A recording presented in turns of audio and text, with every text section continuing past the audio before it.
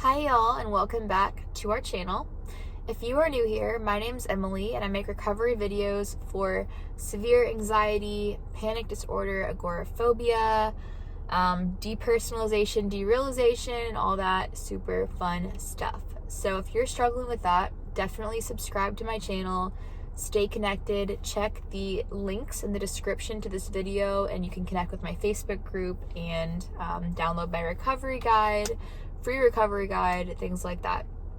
So what I want to talk about today is a question that I asked a lot in the beginning of my recovery journey, and a question that I get pretty much from everybody that I help.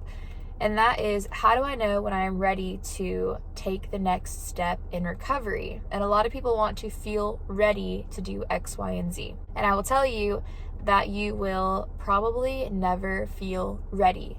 Same goes with motivation. You will probably never feel motivation, at least not often. So what do? First and foremost, the most important thing is to learn response, which is in my free recovery guide. That's going to be your tool to recover, right? Because what we don't want to do is just do like blind exposure therapy and just like go out and white knuckle our way through things, because that's not helping you. That is going to actually send your body signals that you are still in danger, that you are under stress, that you are not safe, right? And so that's not actually moving you forward. So response is going to be your key. It's called IDEAL. So read the guide. I'm not going to hash it out in this video, but read the guide. IDEAL is going to be your tool on how to recover. So learning response, reading through the guide, and also in that guide is learning about what the heck's happening to you, right? Because you can't stop like adding fear, to this until you understand what's going on. And I know for me, like at first, because mine happened following a surgery, and when I look at the timeline, I can see those yellow flags waving for like years leading up to this surgery. But that was kind of like the straw that broke the camel's back. So I woke up from the surgery and was like, the anesthesia ruined my brain. Something is seriously wrong with me. And I was not able to accept that anxiety was capable of doing this. I was not able to understand it. And for a long time, I had a lot of, weird inflammation, like just kind of random things. And nobody knew what was going on. But when doctors would be like, oh, like it's anxiety, I'm like, no, it's not. Anxiety is when you're like nervous for a test, or you're nervous before a date, or whatever. Anxiety isn't like, I can't see straight 24/7. I feel like I'm gonna faint 24/7. I feel like I had 7,000 cups of coffee. Like I feel so flipping bad 24/7. Like even my dreams, I didn't have normal dreams. Like it was 24/7. So I didn't believe that anxiety, quote unquote, could do that to you. So yeah, first it's learning about what is anxiety. What does that really mean? It means our nervous system is sensitized when we're talking about this kind of anxiety. And what happens when your nervous system is sensitized, right? Like your body goes into fight or flight mode. It's now constantly like head on a swivel looking for a threat and everything. That's why you get the weird symptoms. Like you get all the physical stuff. It's the stress symptoms in your body that are like, hey, we're like about to die. Like we're getting eaten by a lion. Like, come on, It wants you to, fight. It wants you to run. It wants you to freeze, whatever, right? So it's not going to let you feel relaxed. It's not going to let you feel joy and relax in the movie theater and enjoy your lunch. Like it's like, no, you don't need to think about your lunch. You're not going to be able to rest and digest.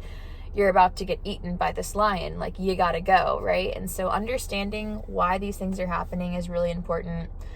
It's also why you get the weird symptoms. Like people will be like, no, listen, I had these crazy thoughts. Like I drove by a bag of leaves and it looked like a dead body to me. That was my first thought. I'm like, what is wrong with me?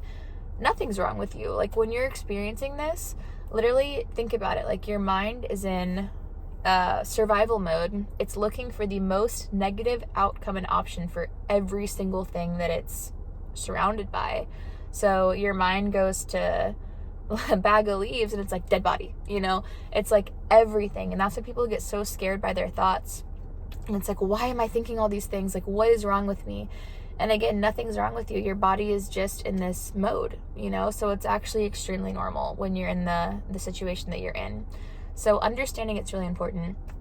And then step 3 is doing it. Simply doing it. And that's going to come with, I made another video that I'll actually link, and it was talking about like the 40-day exposure challenge. And that is another, like a really good way of kind of getting into things. But I would say basically it's scheduling on your calendar. I'm going to do this on this day, period, right? And start small and work your way up.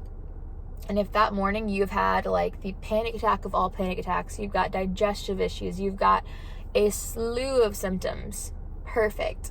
The more symptoms you have, the bigger an opportunity that you have to show your body that you're safe while you're doing normal things, while your body's telling you that you need to be like total fight or flight mode, you know? So yeah, look at it as an opportunity. Realize that the only way out is through. There's never going to be a time where you're just kind of like, okay, I'm learning. I'm going to wait until I feel better and then I'm going to drive. Like, that time never came for me, and it doesn't come for pretty much most people, I would say, because you have to show your body like, hey, I'm safe. I'm in the car. I'm driving. I'm safe, you know? And yeah, so not the best answer, right? Like, it's super uncomfortable. And I wish there was an easier way around it, to be honest. And for me, I got myself set back and kind of like stuck a few times by waiting to do X, Y, and Z until I felt better, right? Like, I was like, okay, I'll go to the grocery store, I'll do this, I'll do that, but I'm not gonna like schedule a lunch date with my friend until I feel a bit better, because who knows like how I'm gonna feel that day. And I can go to the grocery store with my husband, but I don't know about like meeting up with my friend. Definitely don't want to drive myself. Well, guess what? Until I did it, I felt the same exact way. It never came. So yeah, not the prettiest answer, but you've got to just do it, you know? Fake it till you make it. Don't rely on motivation, and just trust that this process will work. Read my guide, because that'll make way more sense than my little elevator speech on this will. So I hope this helps. Let me know in the comments what you are struggling with the most. Like, if it is driving, if it's going out, if it's scheduling things, if it's taking a trip, what are you struggling with the most? And we can chat about that. So thank you for watching, and stay connected.